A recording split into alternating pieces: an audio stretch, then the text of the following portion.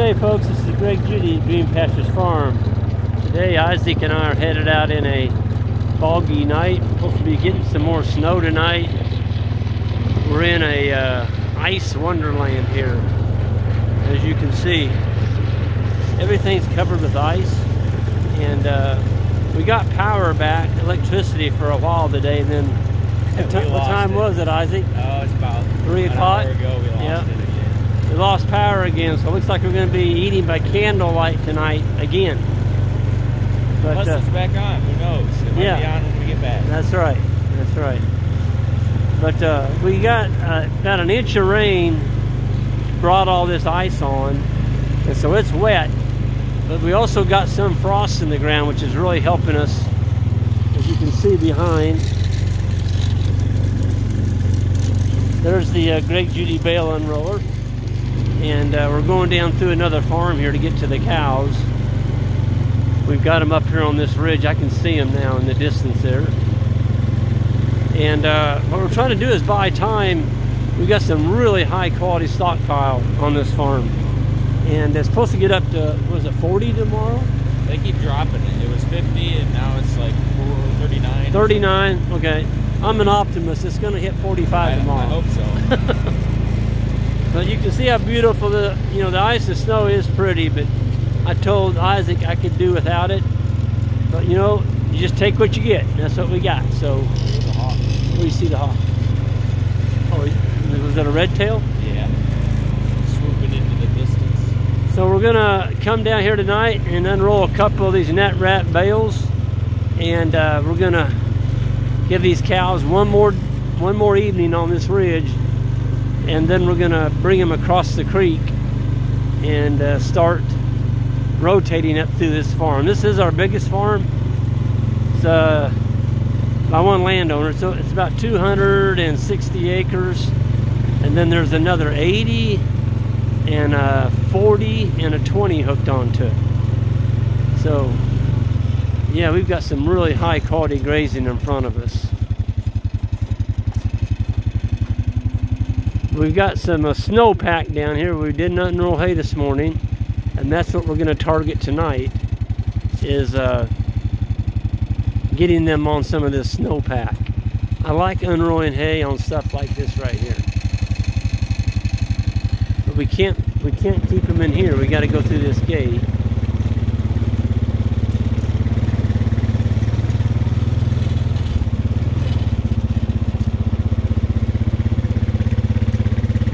Yeah, I think right here's a great place to start. We didn't enroll anything here today.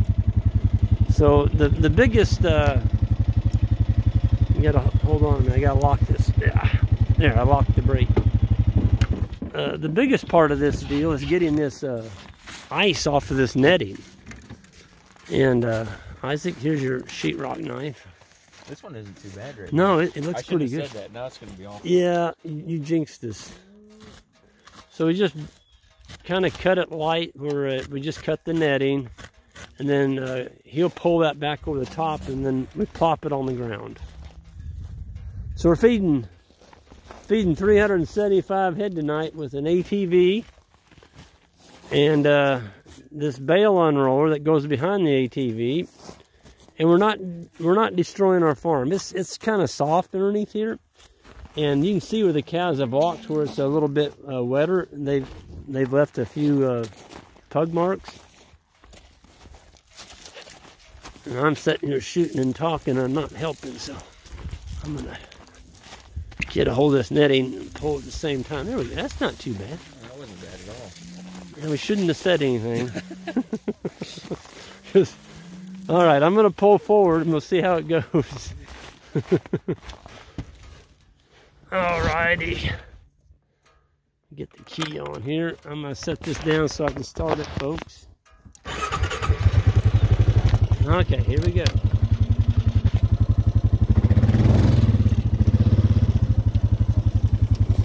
Oh, shoot, we didn't put it on the ground. Yeah, we're talking enough. So he's going to take that hook off. There we go. And then he just plops it on the ground. There we go. Now I can go forward.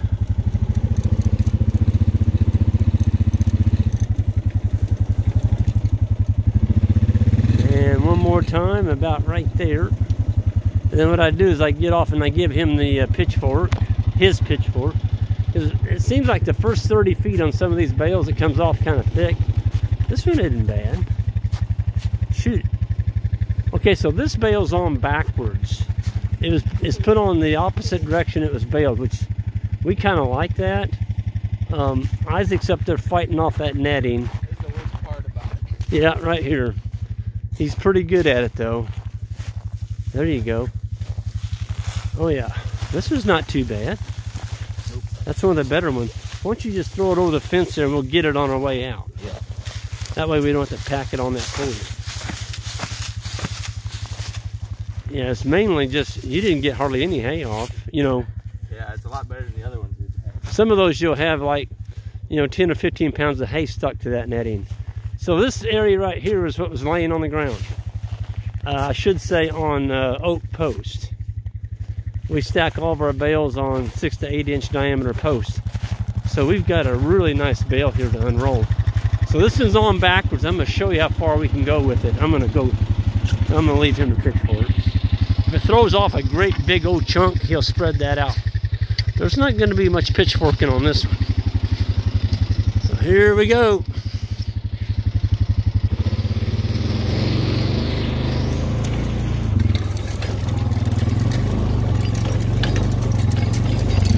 Those of y'all that have distance and motion sickness, you may not want to watch this.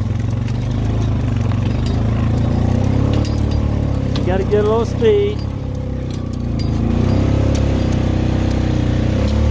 Woo! Let the cows know we're coming. Now I'm going to circle around and go right back the way we came. There's some pretty good dry ground up here. You got to have a four-wheel drive ATV to do this. You can do it with a two-wheel drive, and it's best if it's a 500cc. This is a Rubicon. It's just a beast. It's a beast of a four-wheeler. You got a 400, it's probably not going to be big enough. See, I've got an area up in there I can go. Had many animals in here. I'll make this circle and I'll show you how much of this bale we got left. So I'm going to go uphill like this. Then I'm going to circle around like this. Oh yeah, look at this.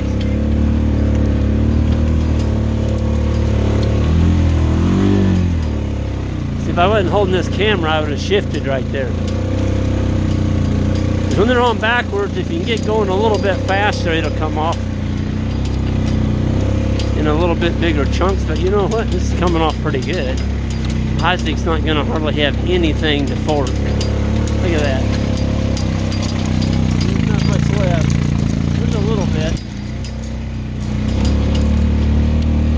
Woo! Come on, girls. Isn't it a beautiful night? Woo! See, we're keeping the fertility up here on the top of this hill. And if you feed it down at the bottom of the hill, the fertility can't magically go back uphill.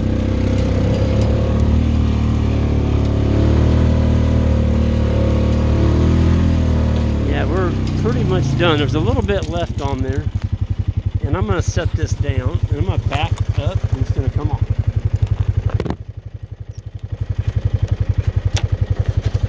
Sorry about the disruption, folks. This is a working farm, and I got to get this bale off. And it's coming off. So the last little bit just came off of this bale, and I'm going to get out of the way. There's going to be cows coming up in here. Alright, get out of the way, I'll jack this thing up. We got one more bale to do. Did y'all time that? How long it took to get that off? Probably 3 minutes, 3 to 4 minutes max. And the beautiful thing about unrolling this hay, folks, is look at all the cows coming up this hill. I mean, there's a ton of them. And we've got it spread out. We've got one more bale to go. I'll go find another snowpack. I see some right there in the foreground. we'll go over there and we'll put the other one over there. But man, you're gonna grow some grass here. See, we're putting this fertility down, the manure, the poop, and the animal impact, all complements of that four-wheeler and the Greg Judy bale unroller. And see, I put those feet on there. The feet are on the very bottom there to keep these spikes from resting on the ground. Because if that bale unrolls, then it goes all the way down to the ground, and these spikes are touching the ground. Okay? What's going to happen? What's going to happen when you hit a log or a stump?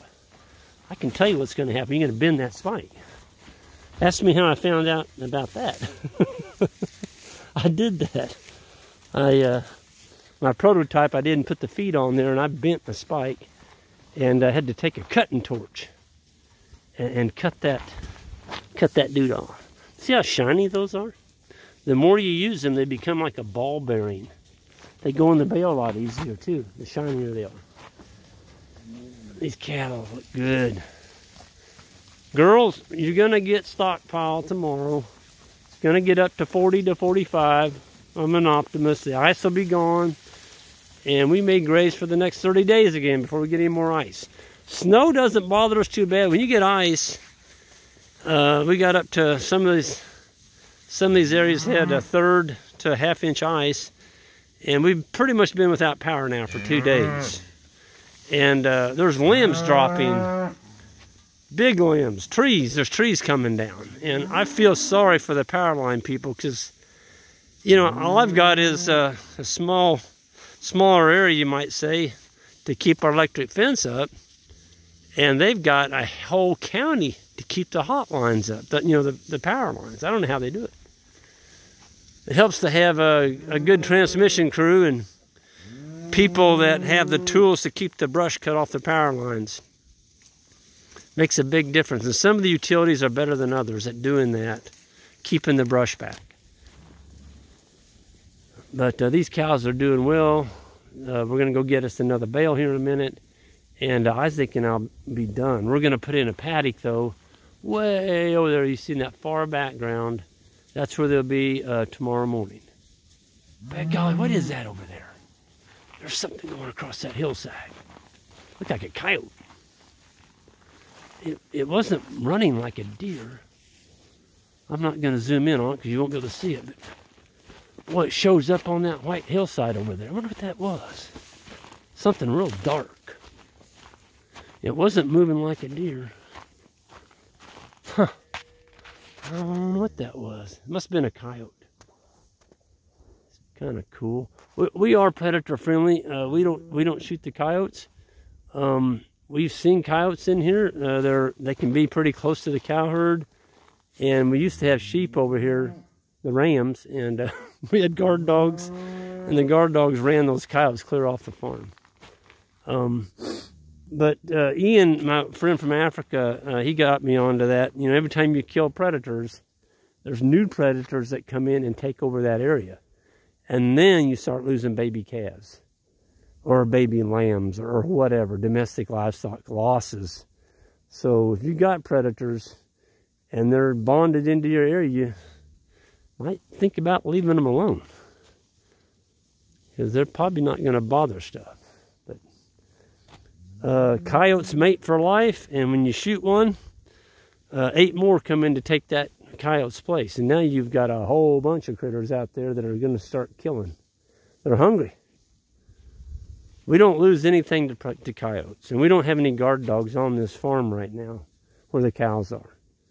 Where the cows were about 5 days ago, there was guard dogs over there because that's where the sheep flock was at. But we're really happy with the cattle, the way they're looking. Look at the grass we're going to grow next year. Look at this. It's just beautiful.